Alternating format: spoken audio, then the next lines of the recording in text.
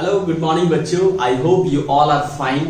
और आप लोगों का बहुत ही ज्यादा तहे दिल से स्वागत है हमारे चैनल स्मार्ट क्लास एनर्जी पे, और खास करके इस नए प्लेलिस्ट में जिसमें हमारे पास ढेर सारे क्वेश्चंस आ रहे हैं।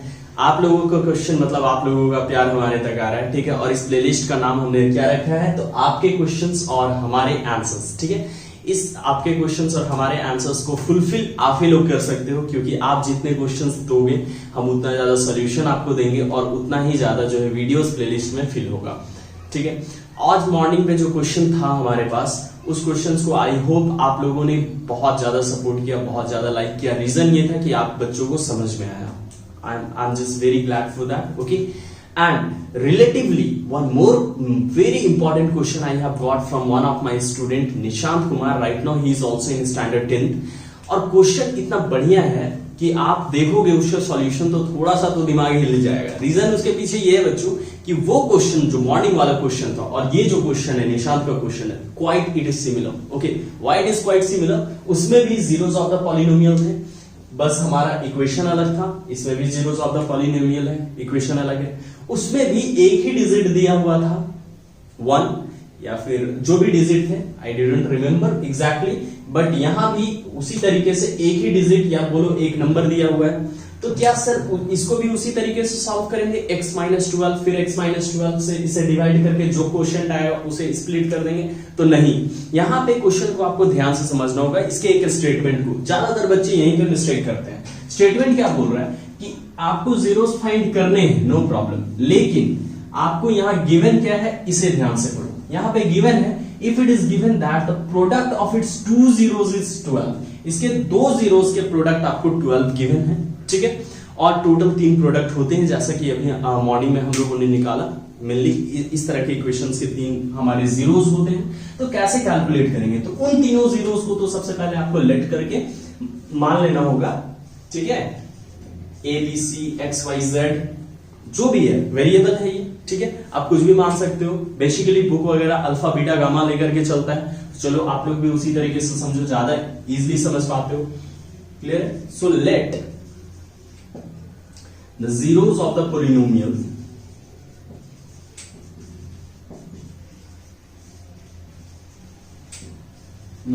be alpha, beta and gamma.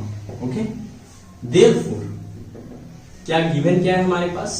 ध्यान से समझिए। गिवन क्या है? Product of its 2 zeros is 12। इसके 2 zeros के प्रोडक्ट 12 है। कोई भी 2 zeros उठा लो। चलो मैंने अल्फा बीटा उठाया, तो अल्फा और बीटा का वैल्यू आपको 12 गिवन है ऑलरेडी। एक इक्वेशन मैंने ले लिया, ठीक है। इससे बाकी जीरोस कैलकुलेट करने में इजी होंगे।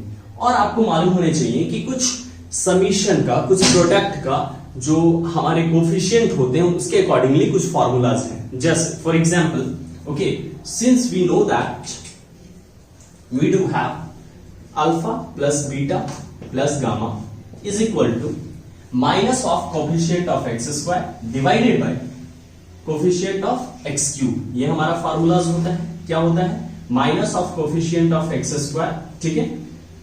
ऐसे नहीं लिखेंगे, पूरा कंप्लीट लिखेंगे। Coefficient of x square divided by coefficient of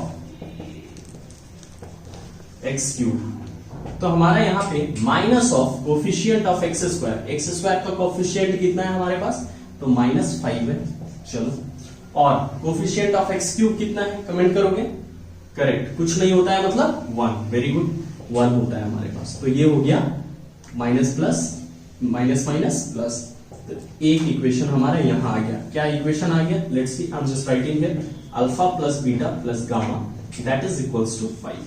बोलोगे सर ये हमारा जो पिछला क्वेश्चन था वो आसानी से डिवाइड करके बन गया, लेकिन ये तो थोड़ा अजीब तरीके से बन रहा है।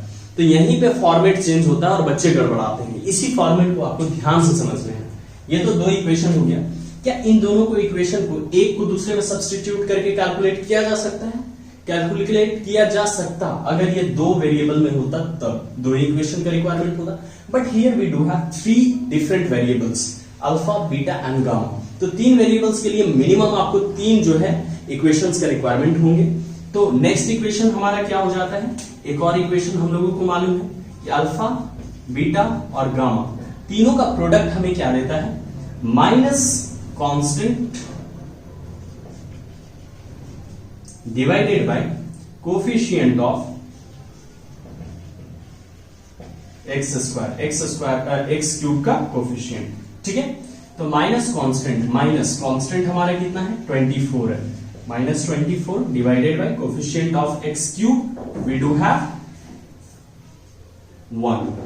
Okay, so one more equation we have got, alpha into beta into gamma, that is equals to minus 24. Equation number 3.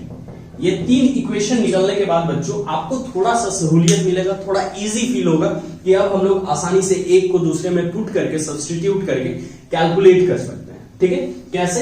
अगर आप देखो यहाँ alpha into beta is equal to 12 है, तो इस अल्फा बीटा का वैल्यू अगर इस पोजीशन पे पुट करते हैं तो सिर्फ रह जाएगा वेरिएबल गामा, तो यहां से हमारा गामा कैलकुलेट हो जाएगा। लेट्स सी, ठीक है, चलिए इधर देखते हैं हम लोग, है ना।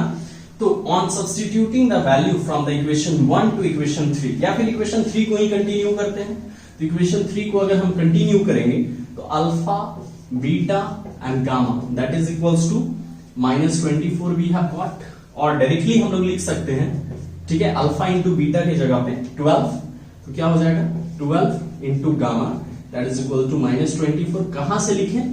तो from equation number 1, equation number 1 से हमने वैल्यू उठाया अल्फा इंटू बीटा का 12।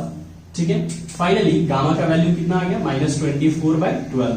आप लोग तो तेज हो, minus 2, very good, alpha gamma minus 2, तो एक जीरोस का वैल्यू निकल गया। अब यहां पे थोड़ा परेशानी और बच्चों को बढ़ जाता है, ठीक है, क्योंकि आइडेंटिटीज की यूज करने पड़ते हैं। रीजन है कि गामा का वैल्यू अगर हम यहां पुट करते हैं तो भी अल्फा प्लस बीटा रह जाएगा हमारा, ठीक है, यहां पुट करेंगे तो अल्फा इंटू बीटा रह जाएगा, वो तो ऑलरेडी हमारे पास है, यहां पे पुट कर नहीं सकते हैं, तो फिर कैसे कैलकुलेट करेंगे सर? यहां आकर के बच्चे एक जीरोस फाइंड करके फंस जाते हैं। तो ऐसे केसेस में जहां तक पॉसिबिलिटीज है पहले काम करने चाहिए। तो पॉसिबिलिटीज मुझे एक ही दिखाई दे रहा है कि अगर मैं सेकेंड इक्वेशन से, ठीक है, फ्रॉम इक्वेशन 2 वी हैव, हमारे पास क्या वैल्यूज है इक्वेशन 2 में देखते हैं। तो इक्वेशन हमारे पास है alpha plus beta plus gamma. चलो 3 इक्वेशन हो गया, इसे इक्वेशन नंबर 4 ले लो, आसानी होगा कहीं भी सब्स्टिट्यूट करने में। ठीक है, इसका वैल्यू कितना था हमारा 5 था। ओके, लेट्स सी, तो अल्फा प्लस बीटा हमारे पास क्या हो गया, ये प्लस माइनस माइनस 2, ठीक है, इज इक्वल्स टू 5, मतलब हमारे पास इधर क्या हो जाना है, alpha plus beta is going to become 5 plus 2 that will give you 7। ये कहां से आया? From equation number 4। चलो ये हो गया हमारे पास, therefore alpha plus beta is equals to 7। यहां तक पॉसिबिलिटीज था, हमने फाइंड कर लिया। अब इसके बाद आगे का रास्ता नहीं दिखाई दे रहा है कि अल्फा और बीटा कैसे कैलकुलेट करेंगे। ठीक है ना बच्चों, तो मैं थोड़ी देर आप लोगों को ऊपर का क्वेश्चन सीरीज कर रहा हूं, क्वेश्चन तो समझ में आ चुका है, क्वेश्चन सीरीज कर रहा हूं, आगे का वर्क हम लोग ऊपर में कर रहे हैं। ठीक है, फिलहाल बोर्ड भर चुका है। बोलोगे सर मॉर्निंग वाला क्वेश्चन एक ही बोर्ड में आसानी से हो गया था, लेकिन इसके लिए तो ज्यादा मेहनत करना पड़ रहा है। ठीक है, 2 पार्ट में कंप्लीट नहीं हुआ, 3rd पार्ट में कंप्लीट होने जा रहा है, तो चलो देखेंगे। अभी आपको यूज करने हैं आइडेंटिटीज। ठीक है, सारे बच्चे को याद है ना, a प्लस बी का whole square, a minus b का होल स्क्वायर। तो आप करोगे क्या, अल्फा, ठीक है ना, अल्फा प्लस बीटा का होल स्क्वायर कर दोगे। ठीक है, क्यों करेंगे सर? रीजन समझना, ठीक है, जैसे कैलकुलेशंस होगा उसके बाद मैं रीजंस बताऊंगा आप लोगों को। तो आप क्या करोगे, स्क्वायरिंग बोथ साइड कर दोगे, स्क्वायरिंग बोथ साइड। तो देखिए हम लोगों को क्या मिलता है, अल्फा प्लस बीटा का होल स्क्वायर और इधर 7 का whole square. What we will get, क्या हो जाना है हमारा यहाँ पे, अल्फा प्लस बीटा का whole square is equals to 49। ये हम लोग एक इक्वेशन ले लेंगे, यहां तक हमारा इक्वेशन नंबर 4 था, इक्वेशन नंबर 5 ले लेते हैं। ठीक है, यहां तक भी क्वेश्चन चलो ठीक ठाक लग रहा है, लेकिन जैसे एक आइडेंटिटी जो जनरली आप लोगों को थोड़ा कम बताया जाता है, वो आइडेंटिटी आता है, वहीं पे आपका माइंड जो है थोड़ा डेविएट होता है। वो आइडेंटिटी क्या है, ध्यान से समझोगे, बहुत ही इंपॉर्टेंट आइडेंटिटी जो इस क्वेश्चन के लिए, स्पेशली इस तरह के क्वेश्चंस के लिए ये आइडेंटिटी यूज किए जाते हैं। अल्फा प्लस बीटा का होल स्क्वायर, हम लोग इसको ऐसे लिख सकते हैं बच्चों, देखो तो, अल्फा माइनस बीटा का whole square plus 4 alpha beta. जिन बच्चों ने क्लास 7th और 8th हमसे पढ़ा है उन बच्चों को ये आइडेंटिटी अच्छे से लर्न होगा, क्योंकि मैंने एक्सपैंड करके बताया था। उसके एक्सपैंडेशन थोड़ा सा नीचे पे देख लोगे, ठीक है ना, दिखाई दे रहा है सारे बच्चों को। ओके, तो हम लोग देख लेंगे एक्सपैंडेशन क्या होता है इसका। अल्फा प्लस बीटा का होल स्क्वायर है, तो ये क्या हो गया, ऊपर में अल्फा माइनस बीटा का होल स्क्वायर, तो ये हो गया alpha square plus beta square minus 2 alpha beta, ठीक है। और लास्ट में हमारे पास है 4 अल्फा बीटा। इसे क्या करेंगे, ऐड कर देंगे, alpha square plus beta square minus plus, ठीक है, प्लस 2 अल्फा बीटा। अब ध्यान से देखिए, इसी का एक्सपेंडेशन फॉर्म आया, तो ये भी एक तरह का आइडेंटिटी है, ये की आइडेंटिटी है इस पर्टिकुलर क्वेश्चन के लिए। यहीं पे बच्चा होता है कंफ्यूज कि सर अचानक से ये कैसे लिख दिए। तो जब तक माइनस प्लस का रिलेशन नहीं आएगा दो वेरिएबल्स में, तो आप उस क्वेश्चन को सॉल्व करने में असमर्थ होंगे, ठीक है। तो फिर हमने क्या करना है, ये देखिए अल्फा प्लस बीटा का होल स्क्वायर 49 आ चुका है, हमने 49 यहाँ यूज कर लिया, और ये 4 अल्फा बीटा इधर ले आइए, तो माइनस 4 अल्फा बीटा हो जाएगा, मतलब minus 4 into alpha into beta. Alpha into beta कितना हो गया, 12 हो गया, 12 हो गया, अल्फा माइनस बीटा का होल स्क्वायर हो गया, ठीक है। तो ये कितना हो गया, 49 minus 48, that will give you alpha minus beta का होल स्क्वायर। मतलब अल्फा माइनस बीटा का होल स्क्वायर कितना हो गया बच्चों, ये हो गया हमारे पास 1, ठीक है।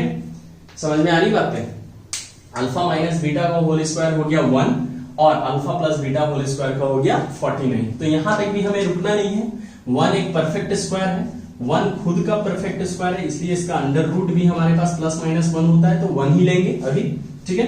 तो क्या आ गया हमारे पास, alpha minus beta is equals to 1 आ गया। यहां पे देखोगे alpha plus beta is equal to 7 था, alpha minus beta is equal to 1 आ गया, बस निकल गया, ठीक है।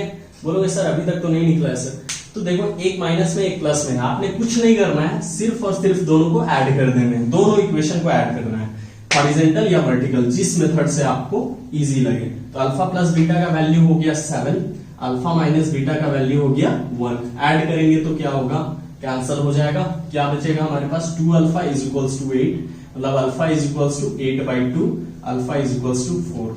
सर अल्फा आ गया, सर अल्फा आ गया तो बीटा निकाल लीजिए, या तो इसमें पुट करके, या तो इसमें पुट करके, या तो इसमें पुट करके।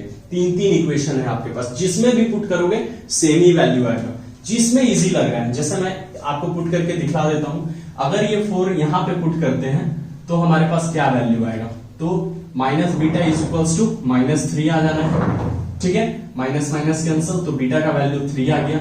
यहां अगर पुट करोगे, ठीक है, ध्यान से देखना, तब क्या आएगा, beta will be equals to 12 by alpha, मतलब 12/4, यहां भी 3 आ गया।